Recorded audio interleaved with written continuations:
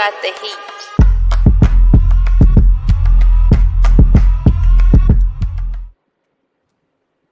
Hey everybody, welcome to Serendipity. We have another amazing show. I'm Dr. Nicole. I'm here in Florida and it has not been too sunny these last few days. It is raining like crazy. However, I am a ray of sunshine. Ladies. Good evening, everybody. I am LaVonda Johnson here in Birmingham, Alabama. Hey, y'all. It's Kimberly Shinneberg coming from Northern Virginia. It also has not been a ray of sunshine here either. Nice, brisky, crisp Hawkeye weather. All right. Well, despite the weather, we have some great discussion to go on here. And we have an amazing topic that we're going to discuss with our special guest tonight. So you all have heard, won't he do it? Won't he do it? Won't he do it? But, we've had this discussion with our special guest, who is an entrepreneur and a mindset guru, and he has some particular feelings about that statement and what exactly people mean about that. So I'm going to bring up our special guest, Mr. Tony Fleming. Mr. Fleming, are you there? I'm here. Awesome. Good to have you back. We have. Seems like it's been such a long time. Right. I think we had great reviews when you were on before. So we had a topic. We're going to kind of just jump right into it. I think you've had some comments about this particular statement that people make about won't he do it? And we've had lots of conversation about that, what people mean. What do you think they mean when they say that? Well, most people who say it, they're saying that, look at the miracle that God did for us. Look what God did. Look at look at this. Ain't God good? Look at this fantastic thing that happened.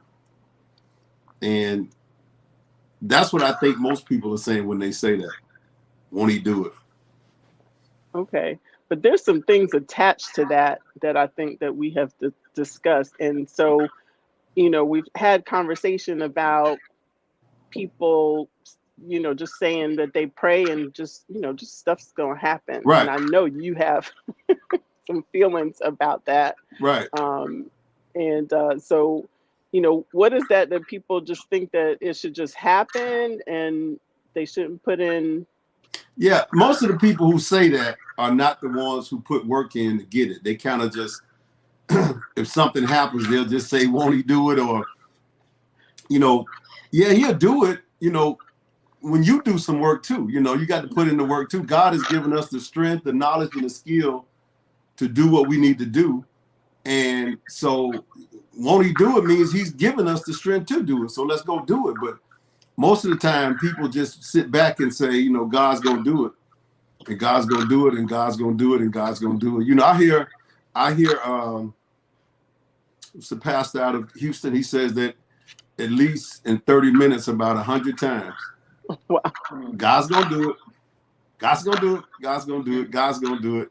And I want to say, well, what part do we play? Do we do anything or just God just going to do everything? So, that's the problem I have with won't he do it, because most of the people who say won't he do it hasn't done anything themselves to get, to that point. And we have the strength, the knowledge, and the skills to do it. So, I believe he could do it. I believe God is, he still does miracles, but the miracles come when we put our work into it. Just don't, it just don't happen like that. Absolutely. But I know that's a hard pill for most people to swallow. So they always, they look at me as if I'm saying something that's, blasphemy. But you got to put some work in. You can't just sit back and say, won't he do it? Right. So what do you ladies think about that statement? And Well, what do you think that comes from, Mr. Fleming? Is that taught from our spiritual It leaders? comes from the black church. It comes from the black church. That's where it comes from. Our spiritual leaders in the black church, they started it and then it spread it. So, but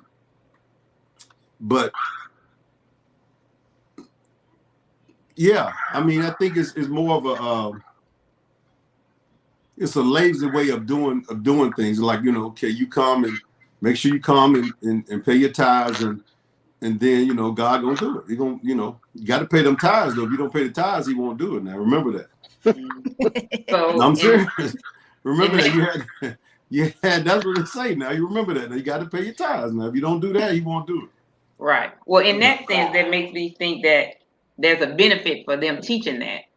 Of Is course. that the benefit for them to pay the tithe? Oh yeah, there's a benefit for the church. There's a benefit for the pastor. It's a big benefit, and most people don't realize that these churches are businesses, and they don't see. I can say this, and I don't mind the the kickback that I'll get because I lived that life for a long time. I sat in there and I watched how they operate, and I saw the things they did for years. You know, I'm not knocking the church. I believe in church. I believe in God, but you know, it's a business, and a lot of guys have turned it into a business, and they make money with it. And most of the people are not. They're just saying, "Won't he do it?" I get that. What about you, Kimberly? Well, I mean, because it says in the good book in the Bible that you gotta wait on the Lord. So I mean, because he gonna do it, because you gotta wait on the Lord. So what you're saying doesn't coincide with what the Bible's saying. So Well, how what you're saying correct in the Bible is wrong. you got to look up that word "wait" and see what does "wait" actually mean. Does that mean don't do anything, or just sit on the sofa and just wait on the Lord, or does that mean you still keep grinding, and then you know, in time it's gonna come? Or does it mean don't do nothing? Just say wait, just sit back and wait. Does it? That's what it means. Just I mean, that's what the preacher says. okay. The preacher says you gotta wait on the Lord. Okay. Wait on. You gotta wait on it. Yeah. On the Lord. Well, how's that been working for people? I think I agree with you. I think people take that one scripture, because they only reading that one scripture. They're not reading the ones above it or the ones below it, and are taking it for what it is. And I think it's more of what you're saying. It's a mindset thing. Well, he says sit here and wait. Didn't say sit. Sit is not in that passage at all. But he definitely said, I'll give you the desires of your heart, but you got to move. You move and I move just like that. So I agree with you. I don't think that we as a Black culture should be sitting down and waiting on the Lord, because that's not what the Lord said. The Lord said, you know, I'll give you the desires of your heart when you move in my purpose. Wait on what I'm going to get for you, because it's going to come, but you got to move towards it. Right. So I really think he would just take that.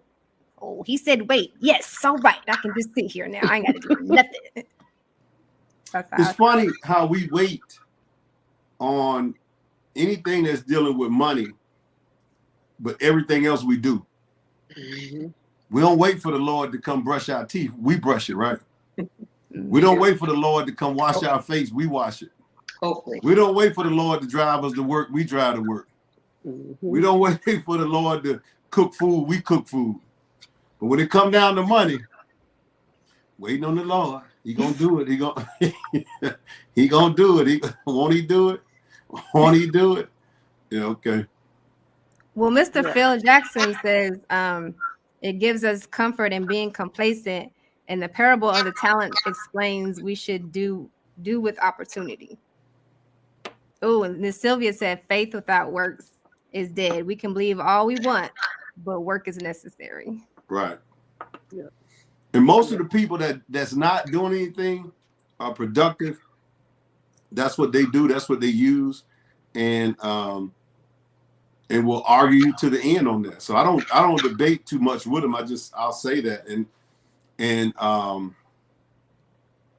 you know, in our community, it's not, you know, it's not a, what I say is not, they don't like that. You know what I'm saying? People don't like to hear that. So Right.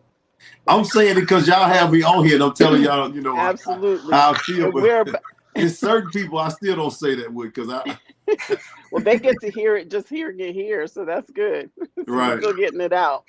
So, so do you think that obviously, I think that does us some harm as we're reaching out to people, and we know that we've actually reached out to people like in our business, and they say, "I got to go pray about it," Mm-hmm. and that's almost like the kiss of death for for us as we are, you know, recruiting somebody to our business. So what do you? Again, I think it's an excuse, but it's a fine line, you know, because maybe somebody does need to pray on it, but it tends to, from my small experience, end up in not getting a response back at all. Right. Well, I usually grab So their hand right then and say, let's go and do it right now. Ain't no use waiting to get home. We can go and pray right now. So if he don't want you to do it, he'll say it now. You heard anything? So I believe you too. you know, used to waiting to get home, do all that. Pray right now now. I'm gonna do that right there. That's a good one. Yeah. I'm not doing that. Y'all better stop playing with the Lord. That's all right. No, we can pray wherever we are. Why we have to wait to get home? Any other time we be in the car praying, we Right, be God is everywhere praying. everywhere. But then when it comes to a business, I got to wait till I get home in my private space In and my pray. prayer closet. Yeah, my prayer closet. Well, you know, Yeah, you ain't praying about that dress you just bought or that, all the other stuff you. That is true. That is true. It's funny. The minister, I've told this story before. Joyce Myers talked about that, how she had 3 or 4 ladies that went shopping with her one day, and they was just amazed that when she bought clothes, she didn't pray over it. They just thought that she was gonna be praying over everything and praying. She's like, I already pray every day, so I already have to right. pray over this point, you know. Oh man, that is funny. So, you know, what is it that you think that people, you know, that's again, that's a fine line with religion and Christianity and different things that come into play. What, how can people move past that? Like meld together all the things that they need to Well, do with their religion. honestly, it's hard because you know you living in a world where most of us living in a world where that's been taught for years, and so to change that, you have to really step outside of the box and outside of your family, friends. I was reading something today that talked about, and it was talking about certain businesses and how people lose friends over certain businesses and how people lose friendships over doing certain things. And everything that they discussed in the article was outside of the status quo. So any business that somebody did that was outside of the go to school, get a good education, go get a good job, work hard, you know, for 40 years, or go get a master's degree, or anything outside of that, they lost friends over because they're so conditioned to stay in that certain, you know, lane there. So it's the same thing with church. You know, people have been conditioned to think this one way. So, you know, won't he do it? It's going to be around forever, and people are going to be saying it forever because anything else is outside of the norm. So when you go outside of that, it's going to be a fight because everybody's conditioned to think this one way. Yeah. So that's how people lose friends over, because they're doing, now those same people could be right in that same lane of, you know, if they would have got a master's degree to make extra money, that'd been cool. If they went and got a part-time job at FedEx or Delta, that'd have been cool. Because all that is still in this box, this lane here, this status quo. But when you start doing something else outside of what we've been conditioned to think, you're gonna lose friends. Yep. They're gonna say, you know. I was listening to a pastor that happens to be out of Houston, Texas also, Jerry Flowers. Mm-hmm. And he listened to a couple of sermons. My sister actually turned me on to him because I didn't know who he was. But man, he is shaking it up because he's talking about this very thing, about undoing what's in your mind. You got to unlearn in Mm-hmm. order to even heal. And so I'm pretty sure there are a lot of people saying a lot of things about him as Oh yeah, well as he he's stepping speaks about outside that. the norm. He gonna Yep. get he messing with some folks' money. Yes.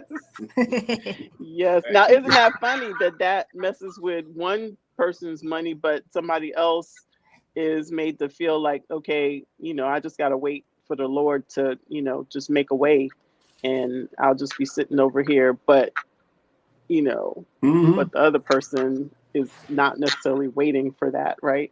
Right. And you talk about that too, how the pastors, they're good They at not what they waiting. do, and They have their own do it business. They selling right, and they books. do it all the time. Yeah, they selling audios. They traveling around the world. They getting a what do you call that? They not call it donations, but what do they give a pastor? Honorarium or stipend? Yeah, they get that. I remember one pastor was telling that he was hanging around waiting on the pastor to pay him, and he got mad and just left because it was taking him too long to pay him. He said, I ain't gonna beg him for the money, but every time they come to those locations, they get paid. Right. They didn't just show up. They got they call it a honorarium, but they knew when they came they was gonna get that. They knew they was gonna be able to sell their books. They knew they was gonna be able to sell their audios, and so they have a business. And then most people sitting in the church don't have a business. They sitting there like so. But they don't look at it that way. They don't look at it that way. No, they don't look at church as a business. Nope. And why not? And they don't like me saying that. They don't like there's something wrong with he evil or something. No, I'm not. I'm just telling the truth. Why don't they see it as a business, or why don't they see how it's keeping them held back? I don't because they hold these pastors to such high regards that they don't look at them like that. They just don't. So, but it's the truth. Wow. And again, I don't mind saying it because I lived it. I mean, I know. Nobody can tell me, that what I'm saying is not true because I've seen it. I watched it. I was deep into it. Wow. So, but also, I don't think quick, that you're. Because y'all, for some reason, my comments are coming up. But hey, TK Walker. TK said, first of all, she's never gonna unhustle or ungrind, and she gives her money to the people and not the church. But that's another story. That's right. And then Phil came back and said they hate the idea of people that know making money off of them. They hate what? They hate the idea of people they know making money off of them. Mm-hmm. Yeah, meaning your family and friends, I guess. Mm-hmm. Like in a business, so that like if you're talking to friends and family about your business, they don't like the fact that you're going to make money off of them. Oh, but it's okay for Georgia Power to make money off of them. Yeah, it's okay for the preacher to make money off of them. Right. It's okay for the cable company to make money off of them. Yep. Right. It's okay for everybody with a product to make money off of them, except us with our product. We can't make no money off of them. They're supposed to be your friend and family. Oh, so anybody else can make money off of them. Yep. Because cable company making money off them every month. You know what I'm saying? Hand over fist. Power company. Right. The car dealerships. Everybody's making money off of us. The question is, how many people are you making money off of besides yourself? Yes. And if it's just you're in the wrong country. You're in the wrong society. It's a capitalist society. You playing the wrong game. Because everybody else is making money off of people. That's the way it works. It's leverage. Right. You think the cable company could make it if they only made money off themselves? They say, well, they're going after they got everybody. a service. Well, we got a product. We got 2 or 3 products. So there's something in return. TJ Maxx make money off of you. Walmart. Kroger, all of them make money off of you. So that's okay though, because their products must be different than our product. They got Kroger products. They got Walmart products. You know what I'm saying? They can make money off of us, but can't nobody else make money off of us. Not you. I say, what you want your enemies to make money off of you then? Let my friends make money off of us. Phil said the pastors make money off of you too. Yeah, plenty. I ain't say that. As a minister's daughter, I ain't say that. You know, Okay. but I don't have a problem with that. I mean, that's their livelihood, just the same as, you know, I feel the same way in healthcare. People don't feel that they should pay the doctor. You know, there's lots of argument that goes up when they got to pay copay or whatever. They fuss about it. But how does the doctor make a living? That's how they make their living, just like anybody else going to get their check from their job. So, you know, I think that all of that's just, whew. It's a mindset. It is. It really is. So as soon as money's involved, that's the problem. Well, the job making money off you because, you know, they ain't paying you what you worth. So they keeping money. They making money off you. Yep. And especially if you won't take your vacation time. If you don't take your vacation time, you just double their money. Yeah.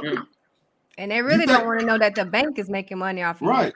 Right. You think they're in business not to make money off of you?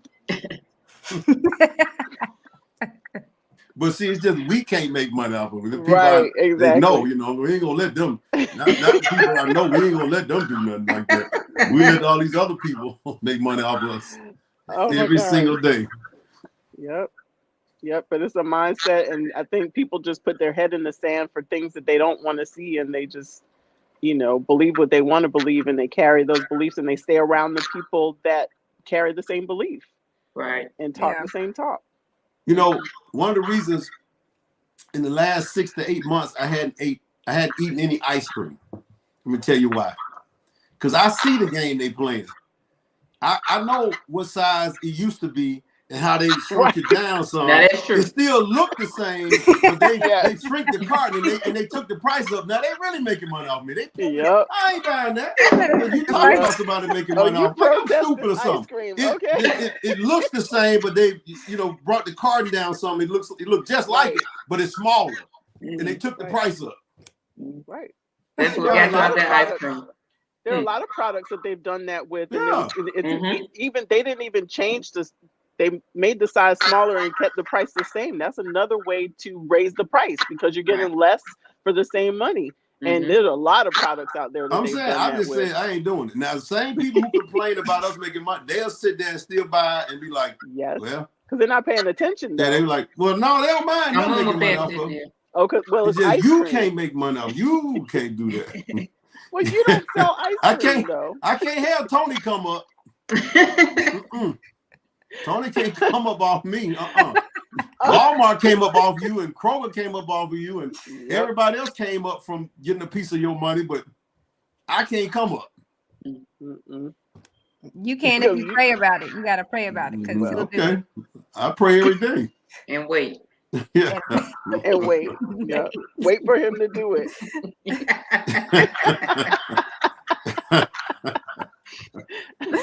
They say, oh, mine getting pimped. It's just that you can't pimp me. That's right. And especially now. Oh my gosh. So thank you so much, Mr. Fleming. I knew you had a lot to say about that topic. They probably got off as soon as I started talking. No, you said it with your chest and it came back harder. Oh no.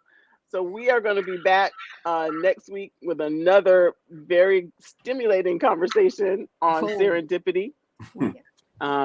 But please look at the ticker. We have free samples available. You can reach out to any one of us. Our contact information is there. So please reach out if you have any questions, or maybe you want to see something particular on the show. Let us know. All right. And we are on YouTube. Look at Serendipity on YouTube. Look for us there. We're broadcasting. All right. So everybody have a great night. Bye-bye. Right. Thank you, Mr. Fleming. Bye. I got to change to my uniform.